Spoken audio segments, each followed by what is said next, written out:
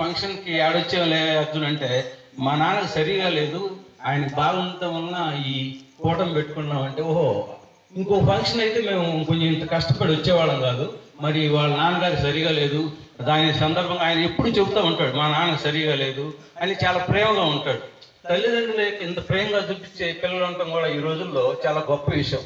అందుకని మేము దాదాపు ఇంకుళ్ళు 45 కిలోమీటర్లు, ఇక్కడికి 45 కిలోమీటర్లు మేము ఇక్కడ రావడం జరిగింది. రోడ్డు బాగాలేక మన అర్జున్ కోసం. అర్జున్ కమన్.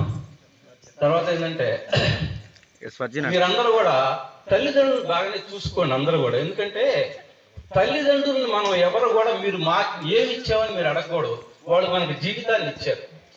మనం ఏదన్నా తిరణాలకు వెళ్ళినా ఎక్కడికి వెళ్ళినా వాళ్ళు మనల్ని మన చిన్నప్పుడు మన భుజం మీద కూర్చోబెట్టిన వాళ్ళు చూపిస్తారు. అంటే మనకంటే ఎప్పుడు ఎత్తులో ఉండాలి మన పిల్లలు అనేటువంటి విషయాన్ని వాళ్ళు ఎప్పుడు కూడా పిల్లల్ని యొక్క సంరక్షణ వాళ్ళు చూసుకుంటారు. ఇంకొకటి ఏంటంటే నేను ఎక్కువసేపు చెప్పడం బాగుండదు, ఇక్కడ కాలాతీతం అయిపోయింది. ఒక్కటే చెప్తున్నా, మీరు ఏ మతమైనా ఏ కులమైనా భగవంతుడిని నమ్ముకోండి.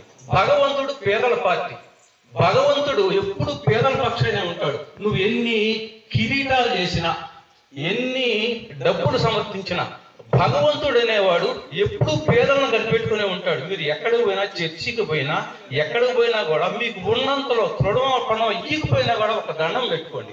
అది భగవంతుడు ఎప్పుడు కూడా మన ఎదుండి మన యొక్క ఆయన యొక్క